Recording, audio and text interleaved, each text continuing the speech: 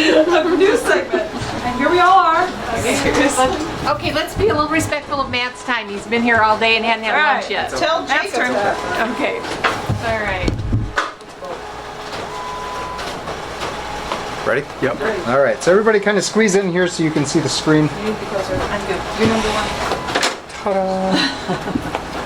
This is what your screen's going to look like when you walk up to the machine. This is your home screen. If it's not on this screen, it's probably in its sleep mode. So when you walk up to it, it would be, completely off. In order to wake it up from sleep mode, pretty much anything you do to start making a copy will wake it up. If you touch the screen, it'll wake up. If you put a sheet of paper in the document feeder like you're going to start making a copy, it'll wake up. If you lift the cover to lay a sheet down in the glass, it'll wake up. So pretty much anything that you do here will wake it up from sleep mode if you walk up on it and it's asleep. It goes into its sleep mode after 60 minutes of being idle. So if nobody has touched the machine in 60 minutes, it'll go into an energy saver mode. Oh, that's better. Thank you. I can see it. All right. For copying, we're going to choose Copier. And this is your copy screen here. Default setting is black and white. Most people don't have much of a use for color copies. If they want something in color, they tend to print it in color. The other thing that you'll run into is if you print something in color and then try to make color copies of it, your quality is going to go downhill each time. It's kind of like taking a picture of a picture. Does that make sense? So for the most part, we're going to keep this set on black and white. You can change it to color if you choose to, but when you do that, it's going to prompt you to enter your code. So Cindy knows who did it. Okay, got it. And how many times? Your I'm just going to know. code is going to be the same as your code for the postage machine. Yes. Tom, what's that code, Mary? So if you are Debbie S, then you'll enter your code and say OK, and now you'll be permitted to make color copies. Awesome. You can hit reset to reset everything on this screen back to its default settings. Otherwise, after 60 seconds of being idle, it'll reset this back to its default settings and go back to the home screen.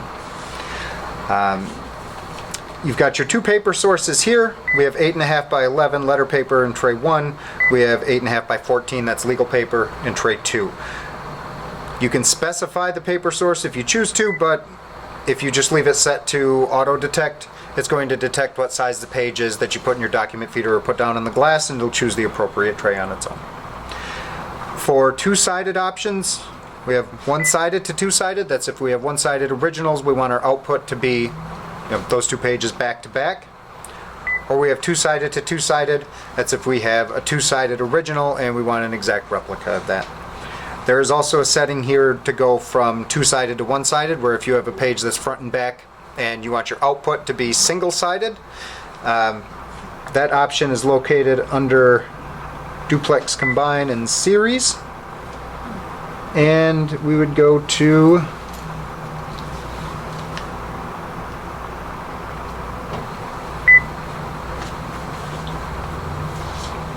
Looks like where you were before had it. What you're asking, Cindy. Can we just use those two? No. This is one-sided to two-sided and two-sided to two-sided. We're looking for two-sided to one-sided. I said someone. Probably somebody.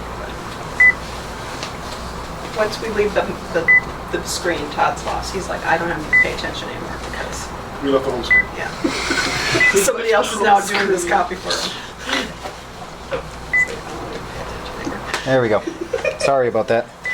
Okay, so to get to two-sided to one-sided, we'll go into this option here, Duplex Combine and Series.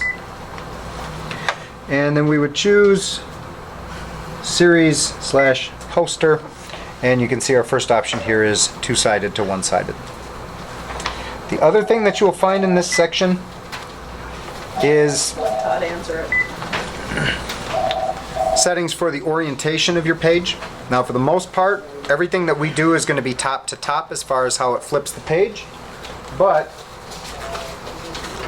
if we have something that flips like a calendar, then we want it to be top to bottom. What this means is the top of the front side is the top of the back side. So most items we're going to have a document like this. We want the top of the front side to be the top of the back side, but some things are going to flip like a calendar, so we would want the top of the front side to be the bottom of the back side. If you find that your copies are coming out where the second side is upside down, or same with your scan jobs, it's going to be a matter of switching from top to top to top to bottom. Okay. Does that make sense? Yep. There's a setting on the machine in order to combine pages where we can take Sure it was. You just said you were in a meeting, that's where it was, I'm sure. two originals and run them through the feeder, and what we're going to get is one page, one original here, one original here, or one image here, one image here. Does that make sense? It's basically taking one page and combining it onto one. A half sheet. Sorry. 2 half sheets. 2 pages, 2 full pages, 2 Sure. half sheets. Yeah. Okay. That's what it's doing. Okay. That's one that rarely gets used, but some people really rely on it. The sort function, which I know you had asked about, Because I didn't use it. is right here. What that's going to be for is collating. So if you have a document, 5-page document, and you want 10 copies of it, for the most part, we don't want 10 copies of page 1 and then 10 copies of page 2 and so on. We want 1, 2, 3, 4, 5, 1, 2, 3, 4, 5, 1, 2, 3, 4, 5. And so if that's what we're doing, we want to make sure that we select sort. The reason that it's not on by default is because it'll give you headaches trying to make copies off of the glass. So if we have sort on and we try and make a copy off the glass,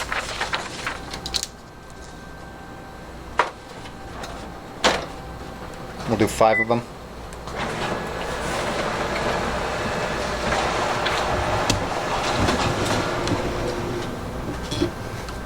And it's made 1.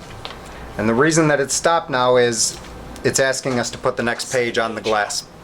And a lot of people miss that. And so it becomes very, very frustrating. If we just hit the pound button, it'll spit out our next 4 copies. But a lot of people don't like to have to remember that step. They don't like to have to do that step. And so it's a lot easier to just leave sort turned off by default and turn it on when you're running sets. Sorry about that. For reducing and enlarging, you can come into this tab here. Wayne needs this one. You do have a couple of presets here, but if you go into this reducing and enlarging tab, it should have most of your standard paper size presets that you can choose, any one of those. Or you can set your percentage yourself. So if we wanted it to be 81%, you set 81 and hit pound. And if you decided that that wasn't quite right, we can tweak it by 1% at a time by using these buttons here. It doesn't provide you any kind of preview or anything of what you've expanded, right? So you know what I mean. If you blew it up too much, that it blows past the size of the paper. That you... No, it doesn't. Okay. But it has the presets in it, which tell you, legal to letter. Right. Or, Exactly. Okay. so. And your finishing options. Your basic finishing options are right here on the front page. So you've got your corner staple and your booklet staple, and then your edge staple. So for booklet stapling, that's going to staple in the middle of the page, and then it's also going to fold the page like a booklet. The edge stapling is stapling here on the edge. Does that make sense? Start Sunday morning.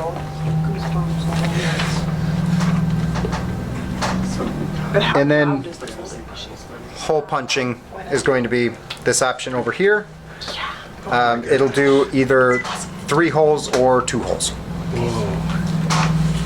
And then for any more advanced finishing options, you can choose finishing, but it's going to have pretty much all the same options that we just looked at. Does anybody have any questions as far as making copies? Manual feed tray? The bypass tray is over here.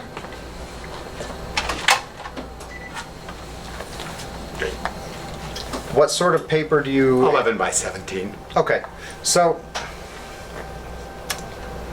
I think you'll be okay trying to put 11 by 17 in here. My concern is that we're pretty close to this counter, but if that edge sort of folds You up, can move this. it'll be rolls. okay. Yeah. I don't know if you want to move the copier any further that way. This. What about that? Yeah, if you do need to move the copier, you can move it that way. If you want to move the table, you can move it over, or you can just have that edge sort of curl up. What about using cardstock?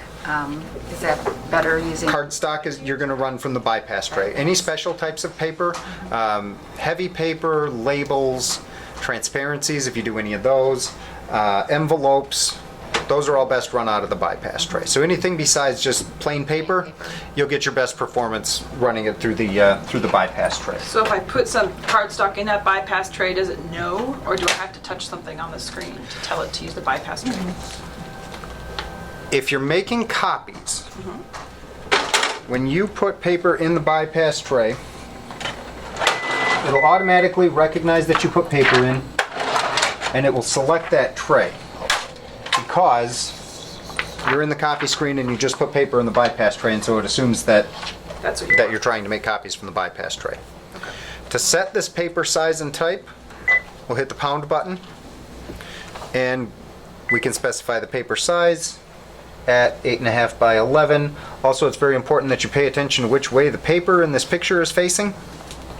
So right now, we've got 8.5 by 11, but that's landscape. You see that page is turned sideways, whereas our paper over here in the tray, and it's hard for all of you over there to see, but it's in the portrait orientation. So that's going to be the option that we want here. And then for paper type, right now it's set to plain paper, which is, you know, what we have in there. But you could put cardstock? Right. You can change it to any of these paper types.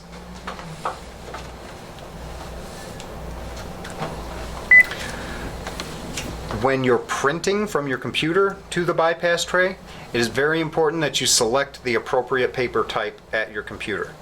When it sends the print job over, it's going to assume that you have the appropriate paper type in here. So if you send the job from your computer as plain paper and you have heavy paper here in the bypass tray, you're going to have copy quality issues. It's very important that what you select at your computer matches what's actually going to be in the bypass tray. So we will get this screen on our computer, you're No. saying? No. No, How do we select it? you'll go into your printer properties. Oh, okay. Printer properties. Or you can take your original, you can use your original and make the copies here. Make one copy and then do your other copies from that. Okay. Yeah, I mean, you'll get your best results just choosing the correct paper type at your computer, and I can show you where to do that after we're done with the training. How does the quality compare to a laser printer? This is a Black and laser white? printer. It is a laser Compares printer. exactly. So yes, exactly. There shouldn't be a comparison. As far as which, well, you don't have a machine here that's going to be able to compete with the image quality that you're going to get on this one. Okay. Does anybody have any other questions regarding walking up to the machine and making copies? Matt, there is a different screen, a simpler screen to use for copies, right? There is this option called simplified screen. It makes everything bigger and eliminates a lot of your options. Todd, come look at this screen. So on Sunday morning for our Sunday school teachers, if they would just walk up and they're just doing simple, probably 8.5 by 11 copies for Sure. the most part. Yeah, really, this screen here is for the sight impaired. You can see it's blown everything up much larger, so it's easier to see. Oh, that might be something. All right, Whereas- we got our cover. We got it, Deb. We don't even need our reading glasses. That's right. On the standard screen, you can see there's some smaller pictures, smaller text. Some people have a hard time seeing that. It also reduces a lot of your options, so it's not quite so overwhelming. Some people can be pretty overwhelmed by all the options there.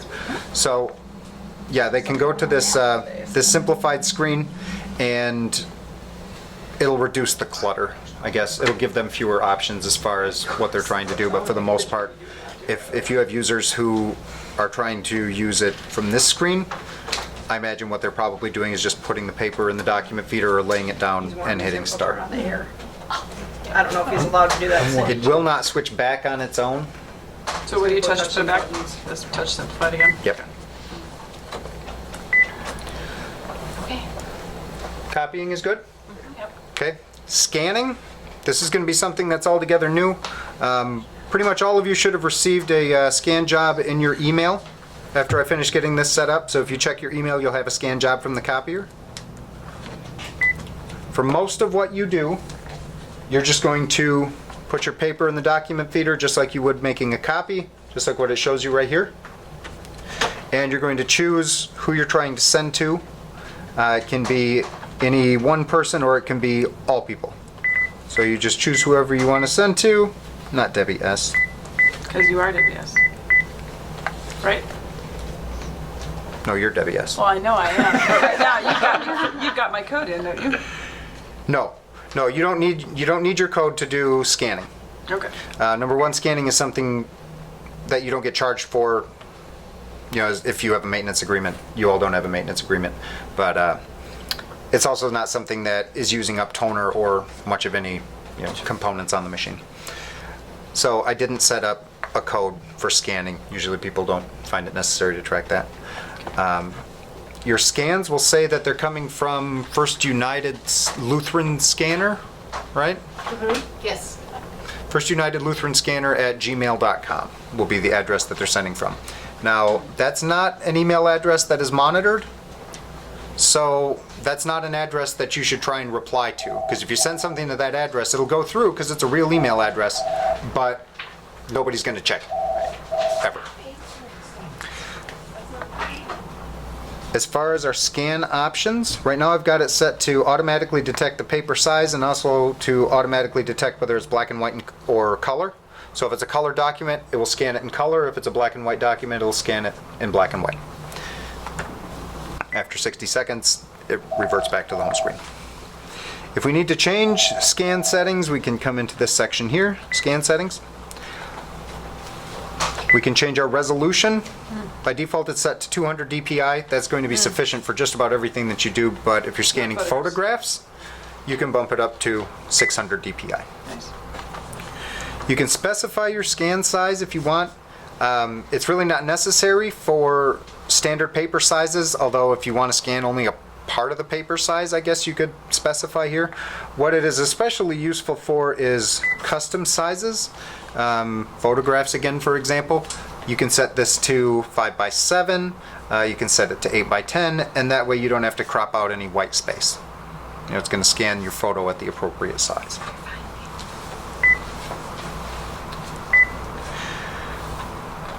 We also have a setting for two-sided originals, and you'll see our good friend top to top versus top to bottom again.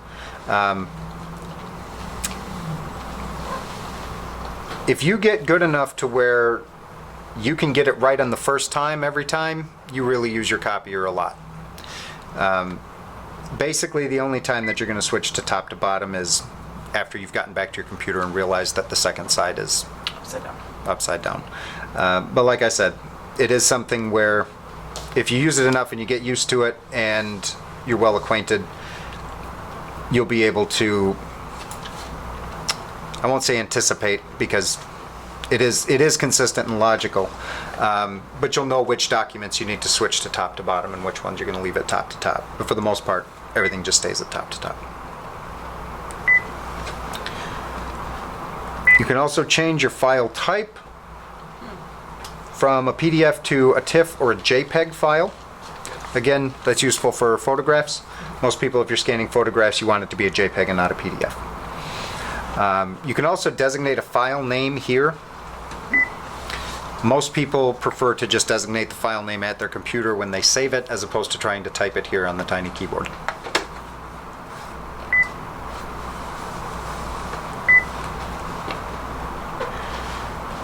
Does anybody have any questions about scanning? Also, there's a simplified screen available.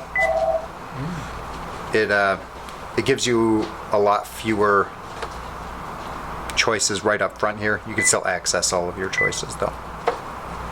So the most part we would use a scan is when we, instead of making copies to share with everyone, we would scan it and then email it to everybody. Yeah, Is that what really, you're saying? really what it's for is when you want a digital copy of a document. So if you have a paper document that you want to be able to access on your computer, you can scan that document in and it's going to send it into your email, and then you can save the attachment to your computer. When I sign a contract for teaching, I have to physically sign it, and then I have to scan it in and then email it to them. So it might be an example.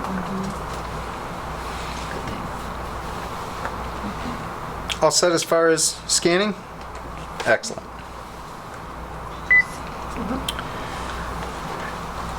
This printer icon, you're really not going to use, because when you have to go in and configure anything as far as print jobs, typically what it tends to be is a conflict with paper size or paper type between what was sent from your computer and what's available here at the copier. So when that happens, if the copier doesn't have the right type or right size of paper, this red error light is going to go off, and you're going to hit this button that says check status. And right here next to printer, instead of saying ready, it'll say an error has occurred or there's a paper type mismatch. And there'll be a button here that says check. So you'll hit this check button, and it'll bring you to a screen that is essentially the same as this printer screen. And it's going to tell you very specifically what size paper it wants, what type of paper it wants, and what tray it wants you to put it in. It'll give you the option of choosing a different tray if you'd like. But if you have that screen, if you have this red light coming on, the beeping, and having to go into this screen, what it typically means is you're trying to print something usually for the bypass tray and usually a special type of paper.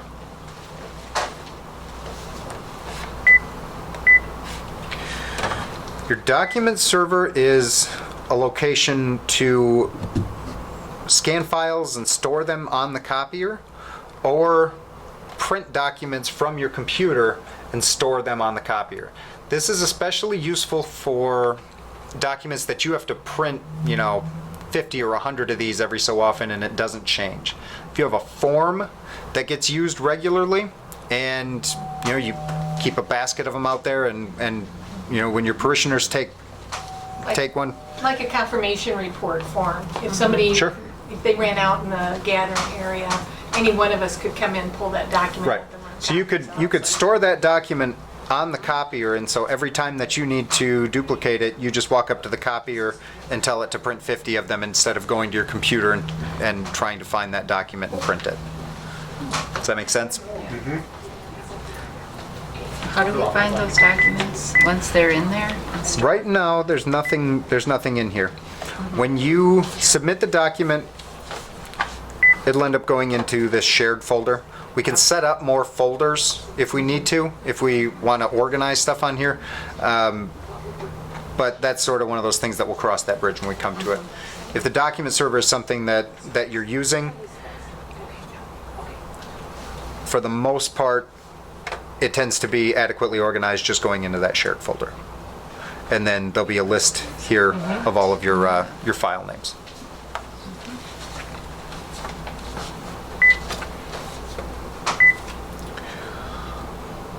It also has the ability to print or scan from a jump drive or an SD card.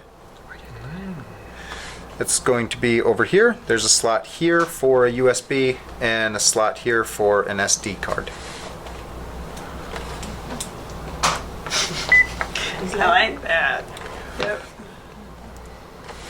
Does anybody have any questions as far as functions on the copier? If we have a sample bulletin for Thursday night worship, could we run that and we'd have it fold and staple? Yeah. Could you help us just do that as an example whenever Absolutely. you're ready? Okay. Absolutely. We'll do that after I'm done with the training Okay, here. okay. We'll pull that document up and print it and make sure that we have all the appropriate print settings. Okay. What size does that document tend to be? 11 by 14. No. No, I'm 8.5 sorry. by 8 and a 11. half by 14. 14. Okay. Sorry. We're a good team. Don't ask me or Debbie, we don't know. Perfect. It's illegal. 8.5 by 14 and then fold in half. Yes. Perfect. Yeah, that'll be. You'll We'll do love that that. later. Okay. You're gonna love that. Okay. Okay. We got We it. want to. Any other questions as far as functionality? As far as walking up to the machine, making copies, scanning documents, using the copier? Pretty savvy. A lot of the questions, they don't tend to come up right now. They come up in an hour, they come up in a couple days, in a couple weeks, in a couple months. When that time comes, give us a call. Our number is right down here on the Badger card or on the Badger sticker.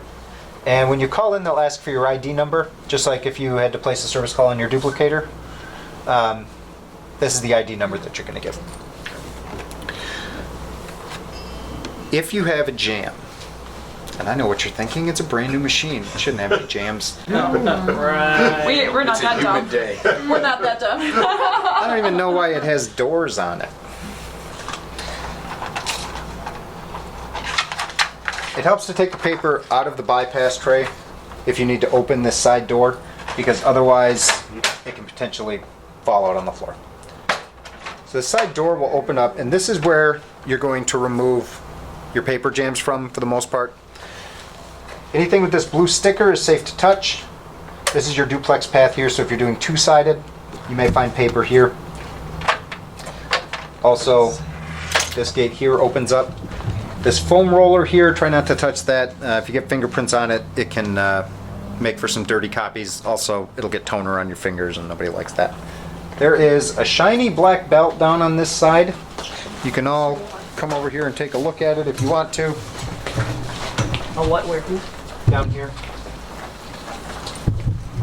You see this shiny black belt? Well, I don't think I know what I'm looking for. Okay.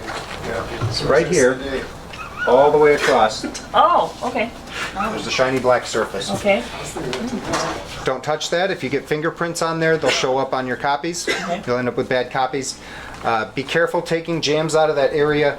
Ladies especially, with like wedding rings and engagement rings, your stone can scratch that belt up, and then it's going to end up needing to be replaced. And guys also, but ladies especially, because their stones tend to stick off of their rings. So just be mindful of that.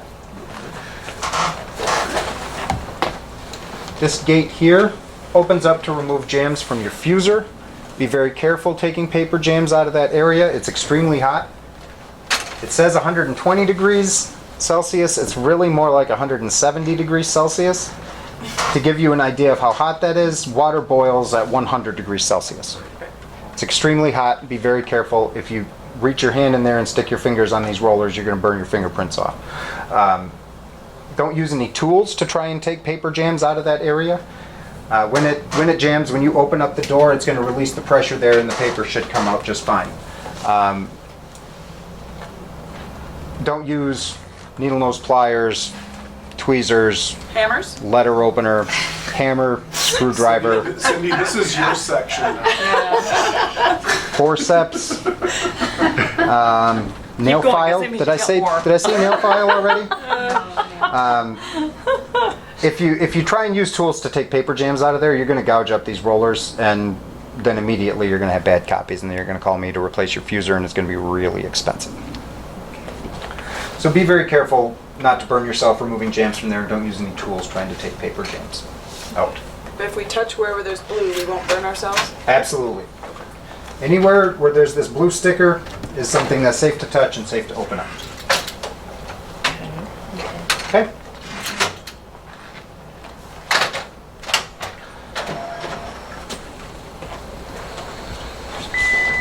These areas also open up for jam removal, here and here. Okay. And it'll prompt you on the screen. It'll tell you exactly where you need to open in order to find your jam. On your Pull this one for. Yep. On your finisher, the front door opens here, and the top door opens here. So you may find paper in this area.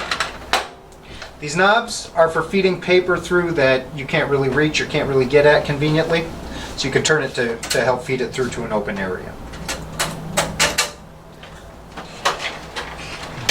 This is obviously a component of your machine that you're familiar with, because I know for a fact your other finisher has this same sort of drawer. This is your saddle stitch path, your booklet path. So this unit here is what's going to be responsible for your stapling and your folding.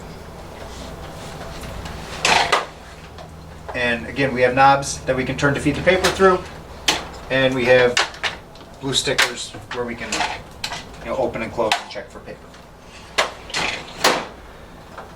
This here is for your hole punches, your chads.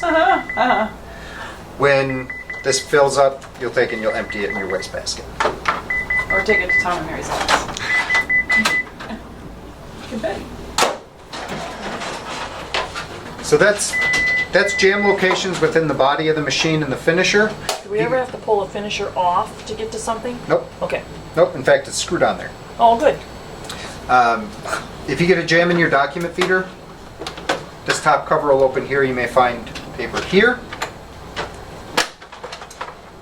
Or you may find paper through this area here. That latch releases this gate That's here. a hidden one. Nice. So that'll help with jam removal. Also, there is a second scan unit here. What that's for is scanning the back side of the page if you're doing two-sided copying or scanning. So instead of feeding it through and scanning one side and then pulling it back in and turning the paper around and scanning the other side, it scans both sides in a single pass. If you get lines on your copies or lines on your scan jobs, specifically when you're using the document feeder, clean this strip of glass My here. next question. If you get a speck of ink on this glass or dirt or dust, that'll turn into a line on your copies. Same thing with this scanner here. If you're getting lines on the back side of your pages, that's going to be this surface here. You can use rubbing alcohol, Windex, or just plain water. And I would recommend using a cloth as opposed to a paper towel. Your paper towel will leave little bits behind a lot of times, and so you might clean an ink spot off and leave bits of paper towel behind, and now you got 3 lines instead of 1. So I usually recommend a cloth as opposed to a paper towel for that reason.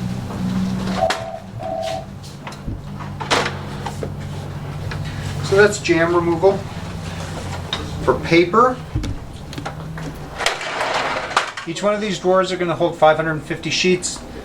For convenience purposes, just stick with 500. Basically, it takes a whole ream. So what I always recommend is when you're loading paper, you don't have to adjust these guides at all. Those are going to stay exactly where they are. So when you open up a new ream of paper, put in a stack about this size. It can be a little bit bigger. And then another stack on top of that, and another stack on top of that, and another stack on top of that. Instead of trying to put an entire ream of paper in at one time, what you end up with is corners that are folded over, or edges that are tucked under, and you end up with paper jams. And it drives people crazy. And they hate it even more if they call us for service and we come here and we say, "Oh, you just didn't put your paper in right. Sorry about that." So that's something to be mindful of, and it's very helpful. Instead of trying to put 500 sheets in at once, put in a stack of 150 or 200, and another stack on top of that, another stack on top of that. Does that make sense? Also, you don't have to close the drawer all the way. Once it gets to about 3 inches out, it's going to grab it and pull it back in on its own, and that is designed to prevent people from slamming the drawer. What if you're really mad? Use the other machine. Yes, that's excellent advice. I like that. Thank you. I've used it. Drawer number 2. Yeah, if you have problems with your machine, kick that machine. Don't do that. Don't kick your copy machine. It's bad. Your copy machine has feelings too. Your second drawer is set up for legal size paper. Again, it'll hold 550 sheets. Should be a full ream. And then it'll have, you can put in another 50 sheets if you really want. But for the most part, when it runs out, you're just going to put a full ream in. Yeah. Again, you don't have to adjust the guides at all. They're in the proper position right now. If you adjust these guides, it's going to change the size that's registered, on your copy screen and within your copier. So if we adjust this and move these guides out and move this, if we don't put these back where they belong, your copier thinks you have a different size paper. Would it actually be possible to put 11 by 17 paper in there? Is it large enough? Yes. Yeah. Yeah, and for what you do, I would say that might be a good idea. Okay. Yeah. And it's not any problem at all. You press this tab here and slide these out, and you're going to have this pointing right at the 11. Yep. And you're going to slide this back Right at the to the 17. And once those are in position, if we close this drawer now It will know. and go into copier,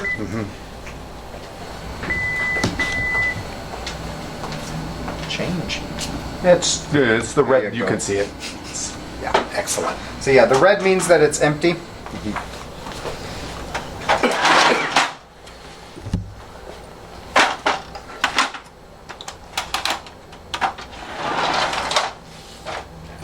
What's the bottom drawer?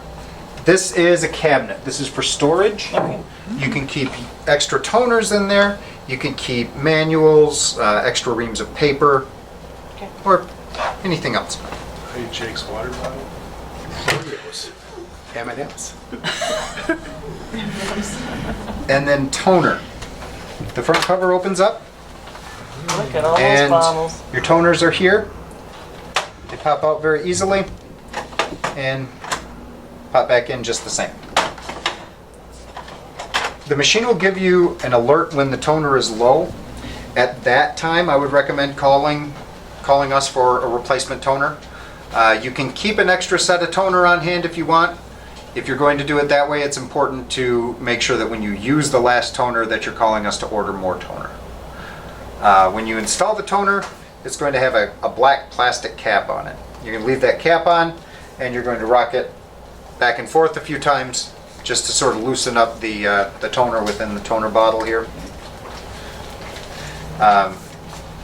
If it says it's low or it says it's empty, don't take this toner bottle out and shake it to try and get a few more copies. A lot of people tend to do that, especially with printer cartridges. You're not going to have a whole lot of success getting extra copies out of it by doing that, and you probably will make a mess. So when it says it's empty, it's pretty empty. Also, these slots are keyed, so you can't put the wrong color in the wrong spot. You can't put the cyan into the magenta spot. You can't put the yellow into the magenta spot. Okay. So, pops right out, pops back in, and these bottles have a capacity. I want to say the color ones are like 20,000, and the black one is, I want to say 30 or 35,000 is my guess. So they do tend to last quite some time. And then your other supply that you have is staples. So your staples are here.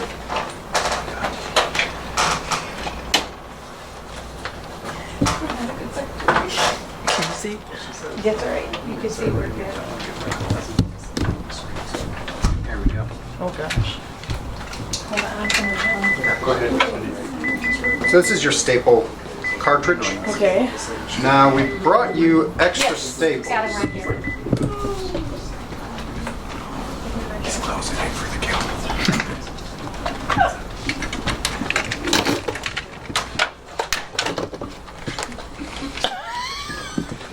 Do you want to come over to this side? Sure. It's kind of like a bottom-up sort of perspective. Hold on, wait, let Debbie come. Here's that. What's happening? Just you missed it. Showing you how to put staples. Todd just tried.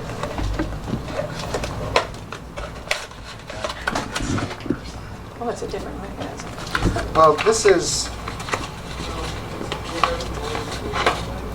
is your entire staple head. We had thought that there were 2 different staplers. A lot of times if you have a booklet finisher, it'll have a stapler for the booklets and a stapler for just corner stapling. So we may end up taking this back and just leave you these free ones. Okay. So your stapler comes out here. Yep. And once this is empty, in order to release it, you will squeeze right here where it says push, and this will pop up, and then you will you'll take this cardboard insert out. And we You'll put this whole thing in follow the arrow. like so, Okay. and it's got an arrow on the plastic here. So you'll want to make sure that your arrows line up. Like right now, the arrows line up. So you got an arrow on the plastic, and then an arrow on the cardboard On the cutout. cardboard. That's really good. That's good. And then when it goes back in, it's going to go in. I think I did it upside down. No, Oh Lord. no, I'm just. There you go. There we go. It's the upside down perspective that Yes. makes it difficult. Okay.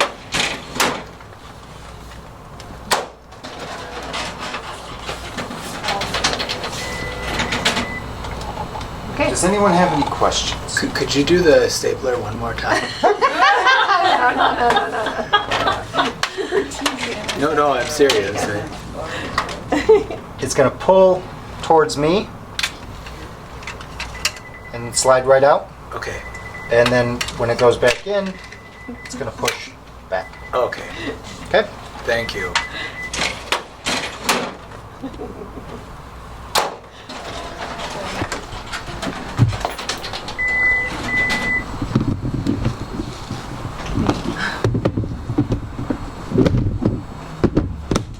Does anybody have any questions?